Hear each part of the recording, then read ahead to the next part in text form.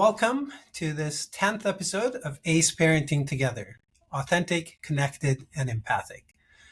I'm 𝗂𝘂𝘁𝗵𝗶, and I'm here with my co-host, Melissa LaPlante, and we bring you fresh perspectives and ideas about best parenting practices, along with time-tested communication skills to use in real-life situations to help you and your children be your authentic selves, build empathic connections, and thrive in your relationships. So this is going to be our last episode for this year, and perhaps we can call it the finale for season 1.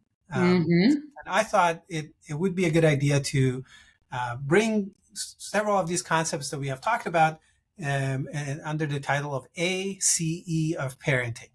What do you think, Melissa?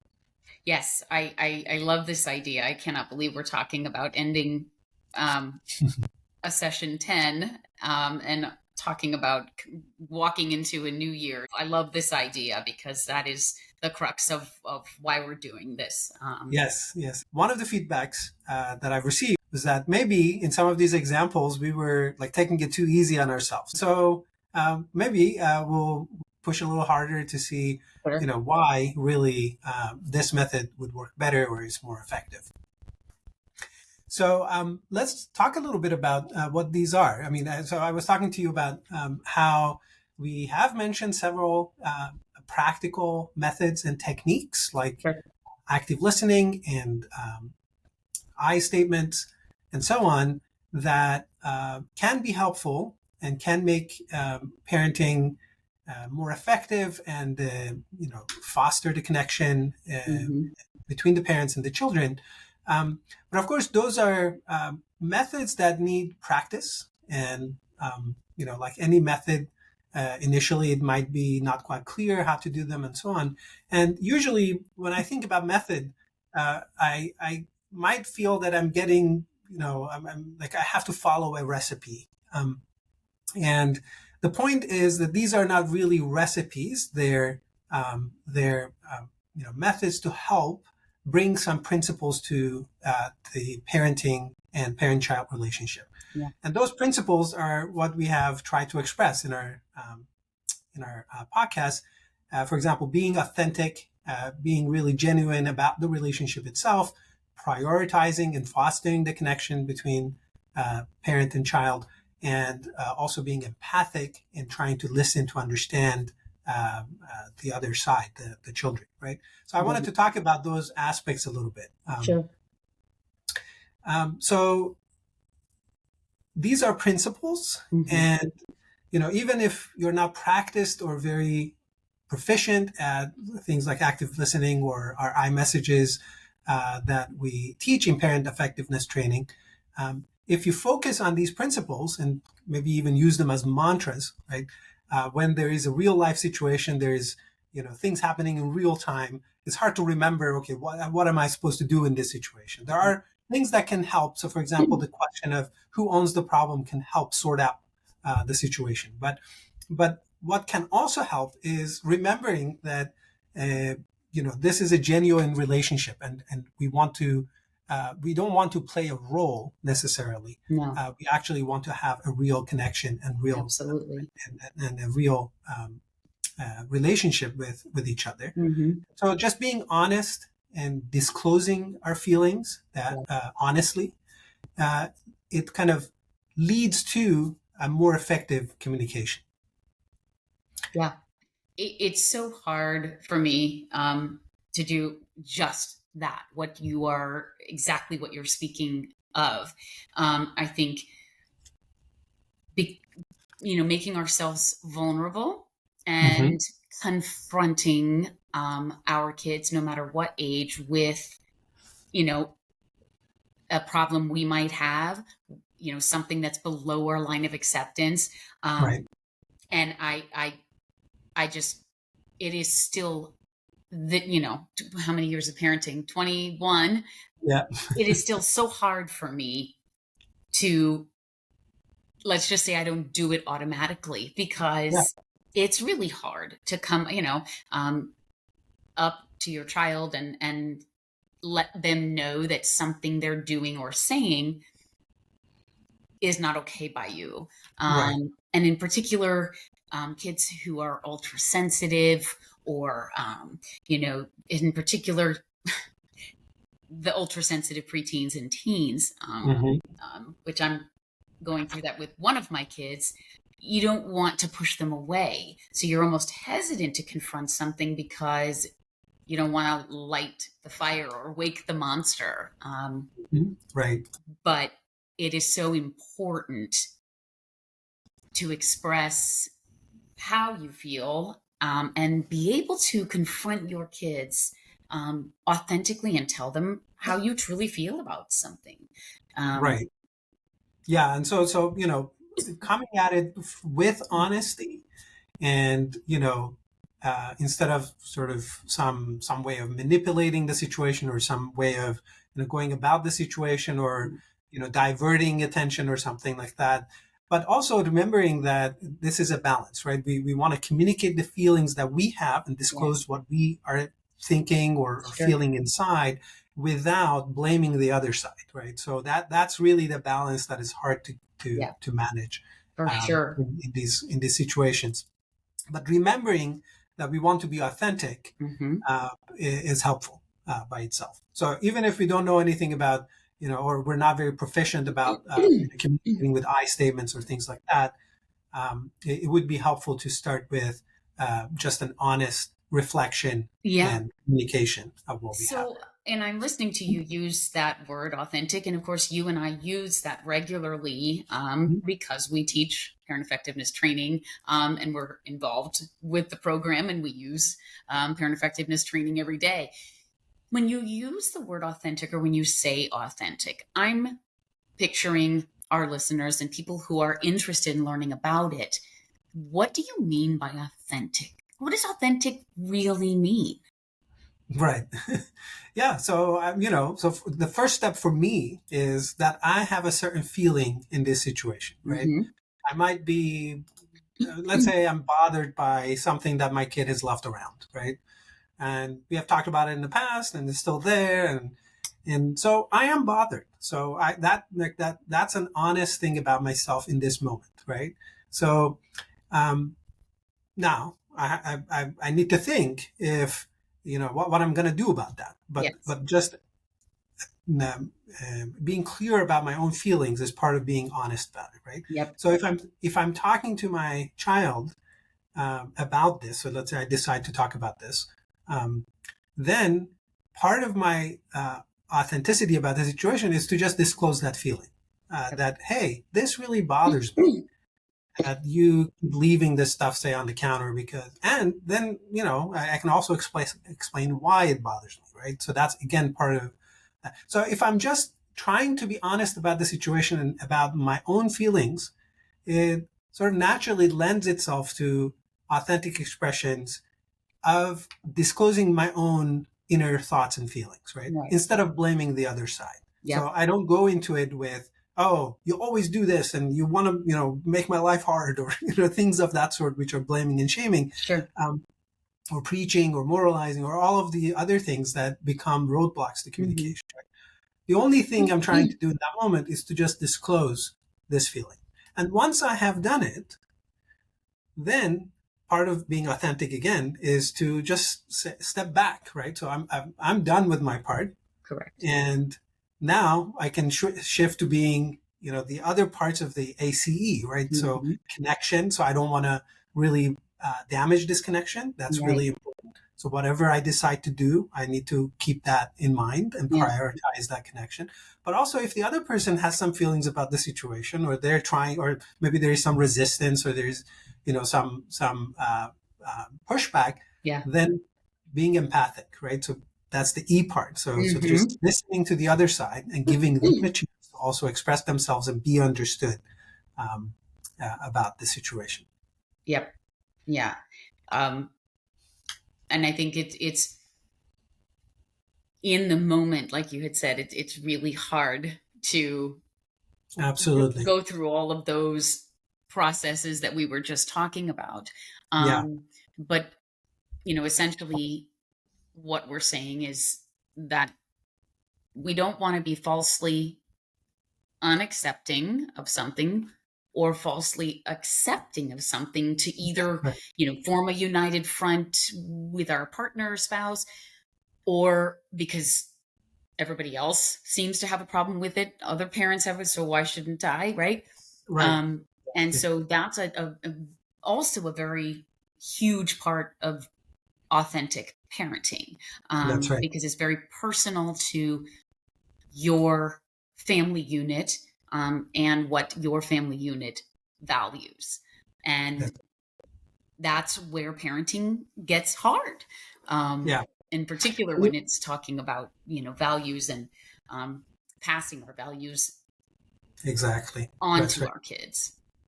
Yeah, maybe we can talk about some real life situations and how, even without thinking about method and theory and, all of that Sure. stuff, Absolutely. just focusing on the principles can be helpful. So something that happened today was that there was actually something that had bothered me in the morning. And I was trying to express that to my son. Mm-hmm. And, he's a teenager. So, uh, and, lots of times parents are very, I don't know, get very nervous about Yes. having, teenagers, because now they're in a place where they have a lot more, or demand a lot more independence and autonomy and so on. But at the same time, we always hear that maybe their brains aren't developed as much and they can't make good decisions and so on. I have to say, I'm not so sure about those things. I understand the brain development and so on is happening all the time, Mm-hmm. but actually, my experience so far has been with our teenagers that they're very reasonable when I am reasonable. And so today, I was catching myself in a moment of not being reasonable, and I had expressed this problem with something that was not done and was bothering me, and it was kind of recurring. And the actual details of it are not very important. But the thing that was important was that I expressed this and I said, I'm very frustrated about this. And then he started telling me his reasons. Okay. And I heard myself say, it's almost, I don't think I said the words, I don't care, but it was basically, hey, I'm very frustrated. And I was frustrated, right? So Yeah. you might say, well, I'm being very authentic. I'm just expressing my own frustration. But then I caught myself because I thought, well, I already expressed this. So why am I repeating myself? Right. Who knows? Yeah. And what he's telling me is that, okay, well, I had a reason. Now, he is not trained in PET or, any of this stuff, right? So Mm-hmm. I can't go and say, no, according to the book and the method, Exactly. right now, what you need to do is active listening and, reflecting back what I told you. And, Right. that's just not real, right? No. This is not a real conversation in that moment anymore. So what I realized was that, oh, okay, well, he has something to say. So let me listen to him. Mm-hmm. And I listened to him and I said, okay, I see that you have a reason.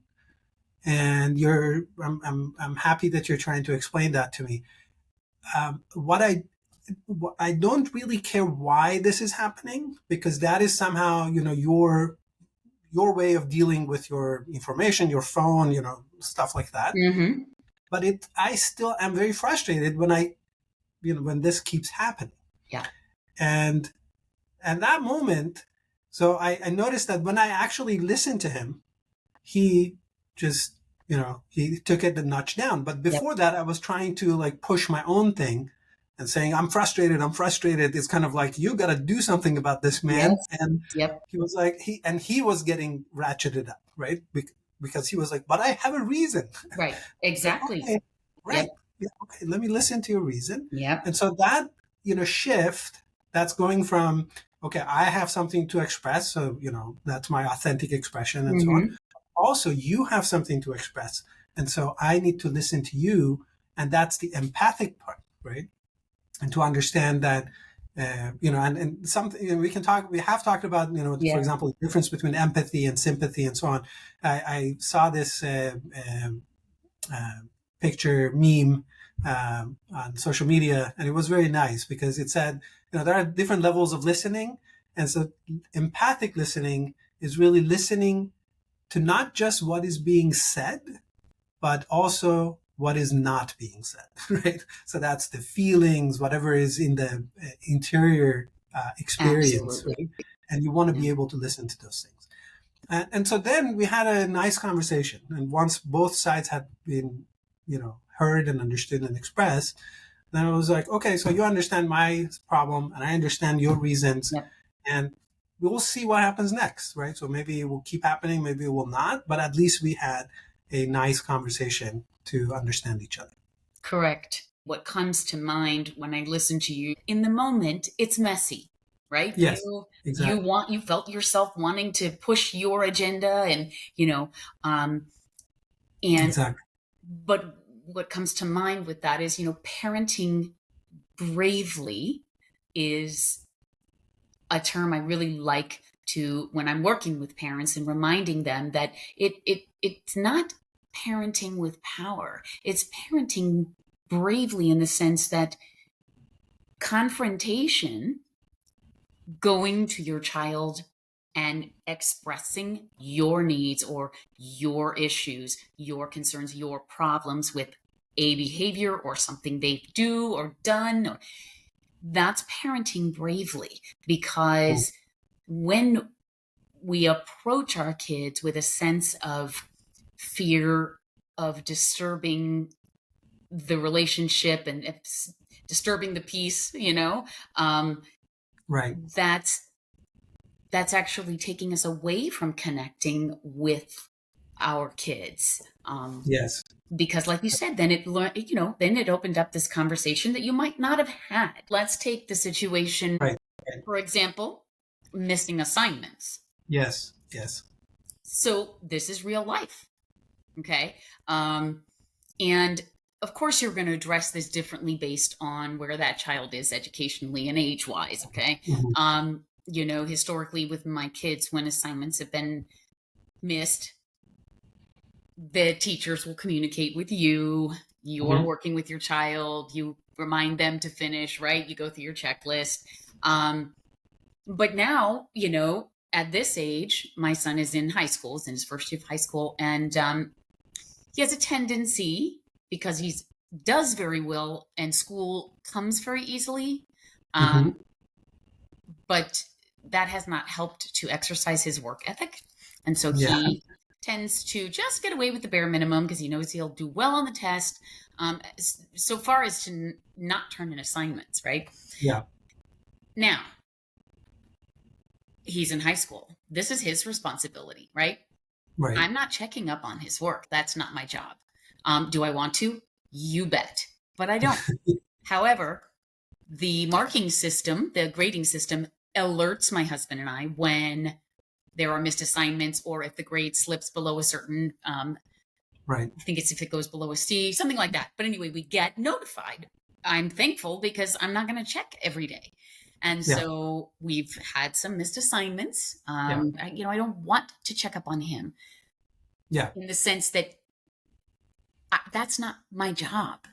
You Right. are old enough to, this is big kid stuff. You can do this.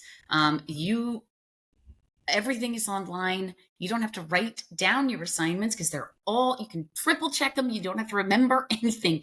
You just have to do it. Yeah. You got to put in the time, right? So that's the issue we've been having this week. And this is real life, I'm getting the message. And so I'm driving home from work thinking, okay, how am I going to approach this? Because my initial gut reaction is, dude, like, really? I mean, what are you thinking?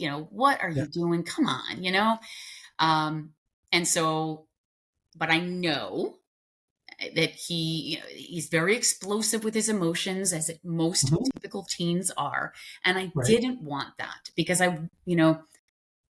look, taking away his game time, taking away his phone, would that solve the issue?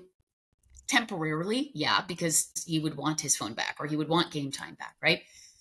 Right. But it wouldn't be for the right reason. And certainly he would resent or feel disconnected from me. Yes. So this is a long explanation to say, all right, so I get home. So, Melissa, what do you do in that situation? How do you parent effectively, peacefully, or however we want to word it, and not punish? And that's hard. So I did have to parent bravely. And I was tired. Like, I wanted to come home and have our dinner and crash on the couch and watch an episode of our favorite show with my husband or read my book.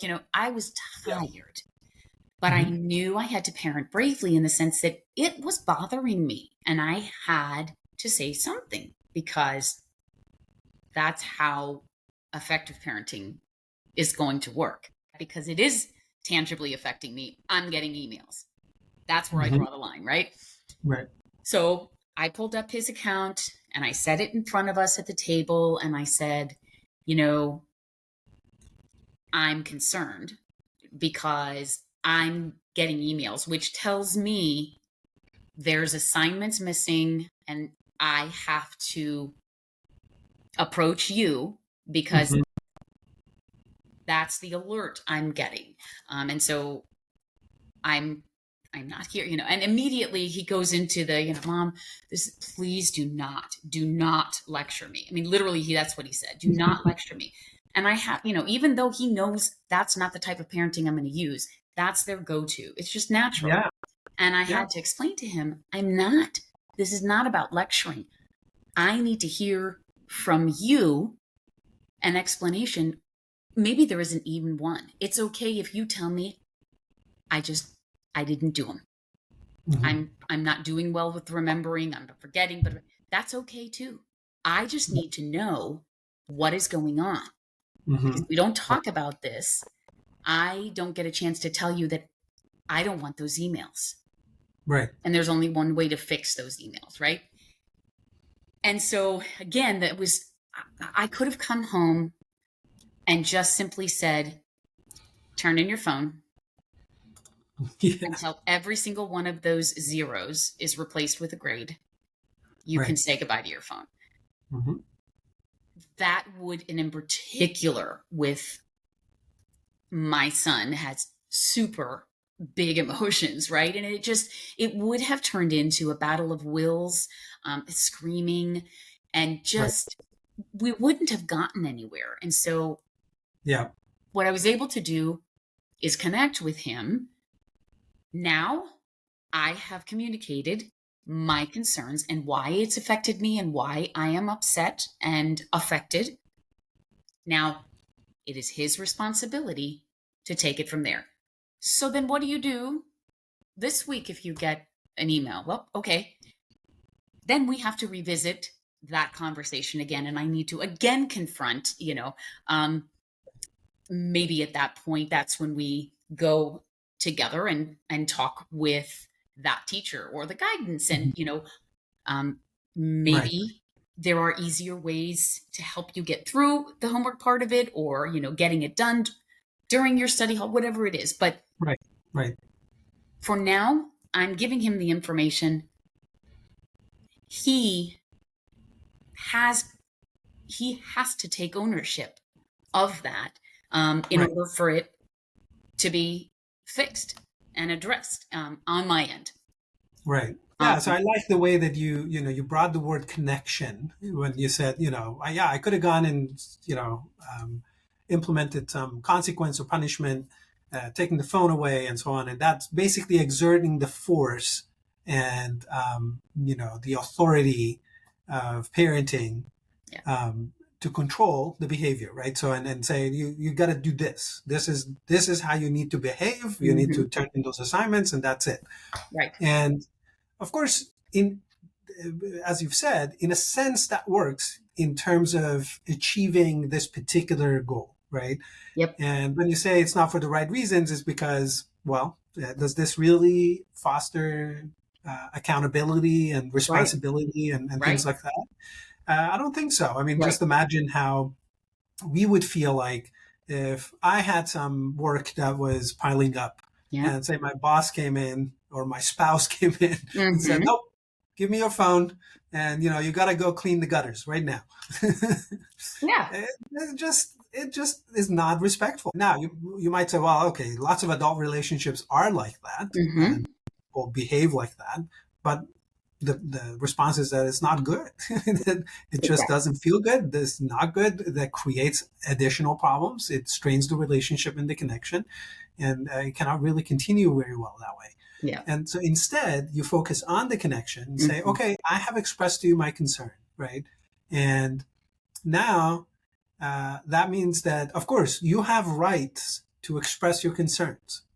And you have a responsibility also as a parent to make sure that, your child has what he needs, your son has what he needs to address the situation, right? Yeah. And he also has a right to express what is going wrong, what is happening. And in avoiding that coercion and avoiding that sort of punishment approach, you focused on the connection. I really like that, because that's part of what we're talking about here. And then you approach the problem together. You have to explore it, right? Stay curious, like you said, okay, so I have expressed and you have heard, and let's see what you do. If this continues, then we'll come back to it and see what is going on. Maybe explore some other options, see what really is going on. And, stuff around school, where you mentioned this, waking up for school, for example. Anything around school is a little bit fraught, because there are lots of things that are not under our control or under our children's control. Correct. And they're sort of set up to do this stuff. And sometimes, these relationships or these systems in school don't really work very well for the kids, right? For many kids. And so we have to be careful not to add to that, right? So approach the problem together. Stay curious. Don't jump into evaluations and judgment and sort of, and by keeping the options open and being creative about what can work, you can find a good path, right? And it could be, for example, like you said, okay, maybe I'll do this at school, or I find another way, or I don't really enjoy this topic. So that starts to give you some information about what you want to do in future, right? And things like that. And so I really like that. So, but if I wanted to push back on this, right, I would say, well, if you don't give a consequence, then they're not going to learn to be accountable. I mean, they're just going to do the bare minimum and, and get away with it. And it's an argument that people make that our job as a parent is not to let them get away with it, because the real world is not going to be like this. There needs to be a consequence. They need to see that, their actions are going to have some consequence, like taking the phone away or something like that. Right. What do you say to that? Good. That's really a sort of the hesitation with using an approach like we have been expressing in our examples with my own children. They're old enough now where I have some really cool, conversations in that, no problem area when we're just chatting. And I love to pick their brain, about, hey, look, I know I'm not perfect. What memory do you have of, feeling like you were being controlled or overparented, or, and in particular, my daughter recently, having been away now for 2.5 years in college, she said, and this is why I think it's so important to kind of step away from, the punishment and the boundaries, because, we're calling, the tough love approach. She said, I'm my own hardest critic, Mom. And so when I come to you with a struggle, a problem, I've already given myself some discipline. I'm already in a place of disciplining myself. And I don't need tough love or punishment. I'm asking for help. And maybe I'm not coming to you saying I need help, but by you listening and actively participating in that listening process, I feel better, because I feel like I can communicate with you and really talk through something without you jumping into controlling it or making the decision or flipping, you're going to be upset. And so my response to that, playing devil's advocate and saying, they'll never learn if they don't get punished. That's not the case. When they themselves experience the failure or not succeeding at something due to their own mistakes in, let's say not turning something in, or for example, not getting up on time for school. The consequences are then that you have a certain amount of tardies, and then, then you're missing stuff at school. And so it sort of snowballs. And in particular, those kids that are old enough to really understand that coming at our kids with, a consequence following a behavior is fixing, it's like sort of a Band-Aid over what happened. Like you said, they'll stop doing it. Yeah. Maybe. And if they do temporarily, but again, it's out of fear because they don't want to lose their phone, or they have to work hard to get it back, or, and it's all for the wrong reasons, not because they want to connect with you as someone who can listen and communicate with them and help them when they need it. Yeah, exactly. That's right. I mean, and for me, it's the same thing basically, because, going at it with punishments and this way of thinking, you can either do that, it creates this adversarial relationship, right? You can either do that, or you can actually say, we are on the same team here, approach the problem together, right? Okay, there is something here I'm concerned about, right? Like you said, you're missing your assignments. This has some ramifications. I want you to understand that, there are some things that will happen as a result, right? It's not a consequence that I will give you. It's just some actual consequence or thing that happens as a result of missing assignments or whatever.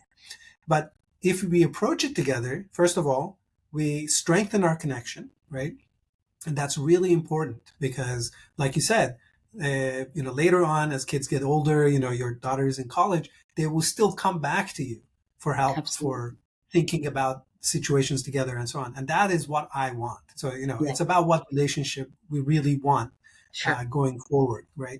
And so being on the same team, approaching the problem together, that's really the reason that I avoid any of this, punishment approach or coercion and so on, because you cannot do both things. You cannot be coercive and handing out punishments and consequences and be on the same team. Like you said, for example, this issue of waking up for school, yes, it has. I mean, we have some routine in the morning. And for example, I drive a couple of the kids to their school because the bus situation wasn't working. And so if one of them is not getting up in time, then, it kind of messes up the whole schedule. And so this past week, one day, he was not waking up. He had, whatever he was doing was not working.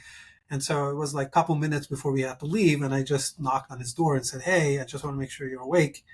And so he comes out and, we go to school. It's a little bit later, but, it works.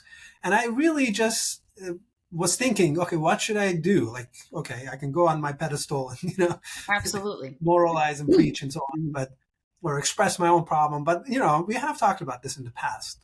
So I just said, looks like what you're doing is not really working for you to wake up early in the morning. And he said, yeah, I've been doing this, alarms and this and that, and it's not working. And we just sat there. I mean, I was driving, but we didn't say anything. And then he said, well, maybe you can wake me up at, such and such time. And I said, yeah, I'm awake. I can wake you up. And, this was his idea. So it would work then for me to go and do that because, I can do that. That's fine. And we were talking about how, anything to do with school is really fraught because, for example, the way that our schools are set up because of busing and all that is that as you get older and you go to high school, you have to get up earlier and earlier and earlier, which is really backward in terms of the biology and sort of how teenagers work. Teenagers just naturally stay up longer at night. Yes. Something that naturally happens. And due to busing and sports and all of that, this is not the way that things are set up. So I have a lot of sympathy for that. Yeah. I'm not a huge morning person myself. Right. But, I sort of naturally now wake up, by 6:30 or something. Yeah. But he does not. So, okay, I'm up. I can knock on your door, make sure that you're awake. He also has an alarm. He also has other things. But, when he asks me to do that, it's very different from me than for me to say, okay, this is what you need to do, or, you're going to lose your privileges. Right. Because that is a connection that we have now. And that's part of what I do. And so it's been very helpful not to push him, just to say, hey, there's a problem, and he knows, and he then actively engages in finding a solution, right? Yeah. Yep. Yeah. Yeah, it's hard. It certainly is. Yep. But when you like you have said, when you bring that connection to perspective, and you think, okay, whatever I'm going to do, is this going to work for our connection, or is this going to damage that connection? Yeah. Whatever I'm going to say.